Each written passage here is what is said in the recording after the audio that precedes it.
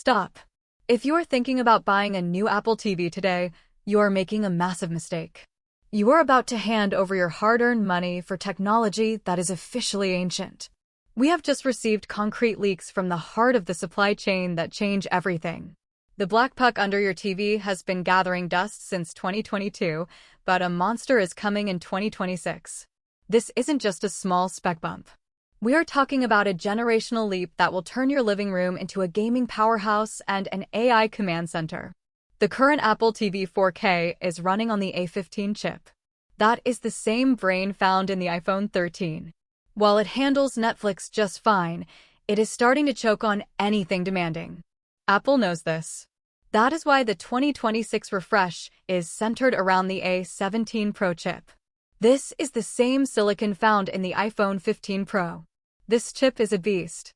It brings hardware-accelerated ray tracing and a massive neural engine to your big screen. This move proves Apple is finally getting serious about two things: gaming and artificial intelligence. They want you to play AAA titles like Resident Evil and Death Stranding natively on your TV without needing a PlayStation or an Xbox. But there is a catch that no one is talking about. The A17 Pro runs hot.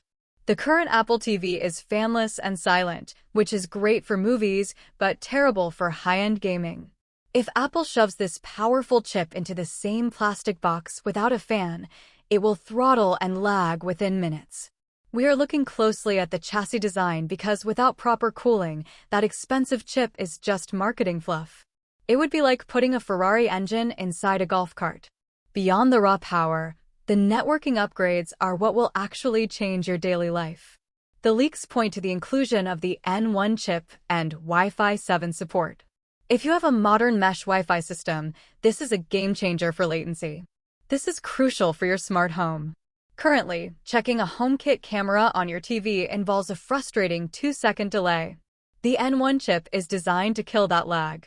Apple wants this box to be the instant brain of your home, controlling your locks, lights, and cameras without a blink.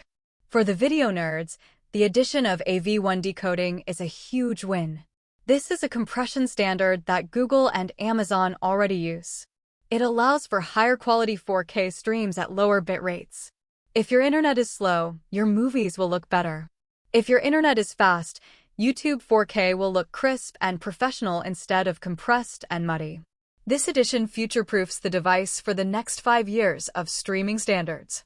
Pricing is where things get interesting. Apple is rumored to be moving to a two-tier strategy. They might finally hit that $99 price point with a base model to compete with Roku and Fire TV. However, expect a Pro model to hold the best features. The cheaper version will likely lack an Ethernet port and might even use an older chip like the A16. If you want the A17 Pro and the smart home thread radio, you will likely have to pay the premium. The real reason for the 2026 delay is software. Apple is waiting for tvOS to be ready for Apple Intelligence. They want Siri to actually be smart. Instead of scrolling through endless menus, you will be able to describe a movie in natural language and have it pop up instantly. This local AI processing is exactly why the A17 Pro is mandatory. There is also a lingering rumor about better FaceTime integration. Imagine turning your TV into a family video call center. While it sounds awkward for some, the A17 Pro's image processing makes it a powerful tool for corporate Zoom calls or high-fidelity conference rooms. Apple is positioning this box not just as a player, but as a central hub for your digital life.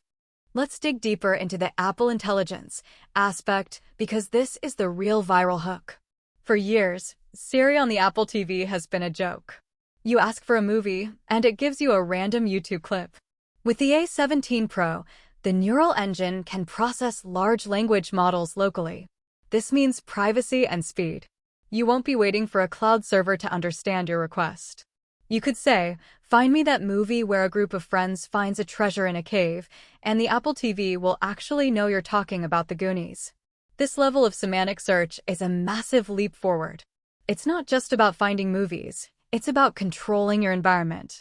You could say, "Dim the lights and start the movie I was watching last night," and it happens instantly. This is the future Apple is selling. But we have to talk about the gaming problem.